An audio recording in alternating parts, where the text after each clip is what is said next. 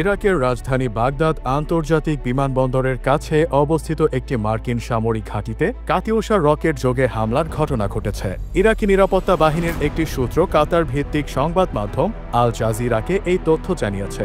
ইরাকের কুর্দিস্তান অঞ্চল ভিত্তিক রুদাও মিডিয়া নেটওয়ার্কের সাথে যোগাযোগ করে একটি ইরাকি সূত্র এই তথ্য নিশ্চিত করেছে। তবে হামলায় ক্ষয়ক্ষতি এবং কারা এই হামলা চালিয়েছে সে বিষয়ে এখনও কোনো তথ্য পাওয়া যায়নি। উল্লেখ্য যে নিষিদ্ধ ঘোষিত দায়েশ বা আইএস বিরোধী আন্তর্জাতিক জোটের অংশ হিসেবে মার্কিন বাহিনী ইরাকে অবস্থান করছে। ইরাকের সরকারের মুখপাত্র বাসিম আল আওয়াদি আগেই জানিয়েছিলেন যে এই জোটের মিশন শেষ করার বিষয়ে একটি চুক্তি স্বাক্ষরিত হয়েছে।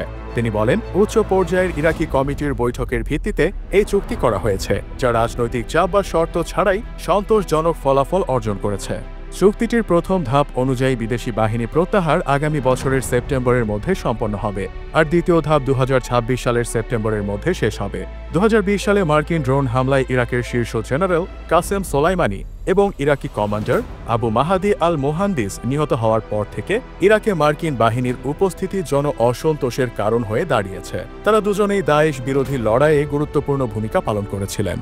এদিকে হায়াত তাহরির আল শামের নেতৃত্বাধীন বিদ্রোহীদের আটকাতে পারছে না সিরিয়ার সামরিক বাহিনী। একের পর এক শহরের দখলে নিচ্ছে তারা।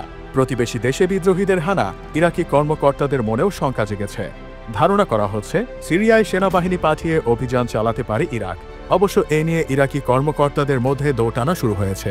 সুন্নি বিদ্রোহীদের এই জোটের সঙ্গে আল কায়দার সংশ্লিষ্টতা রয়েছে। স্বাভাবিকভাবেই শিয়া অধ্যুষিত ইরাক ঝুঁকি নিতে চাচ্ছে না। বিশেষ করে 2003 সালে সিরিয়া ভিত্তিক সুন্নি যোদ্ধারা ইরাকে ঢুকে রীতিমতো তাণ্ডব চালায়। তখন মার্কিন অভিযানে সাদ্দাম সরকারের পতন হলে ইরাক পুরোপুরি অরাজক পরিস্থিতির মধ্যে পড়ে।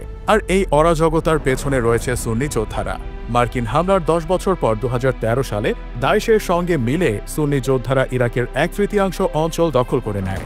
এবারও এমন কিছু ঘটতে পারে এমন বিশ্বাস ইরাকের শাসক গোষ্ঠীর, যদিও সিরিয়ার বিদ্রোহীরা জানিয়েছে এ ধরনের কোনো পরিকল্পনা নেই তাদের।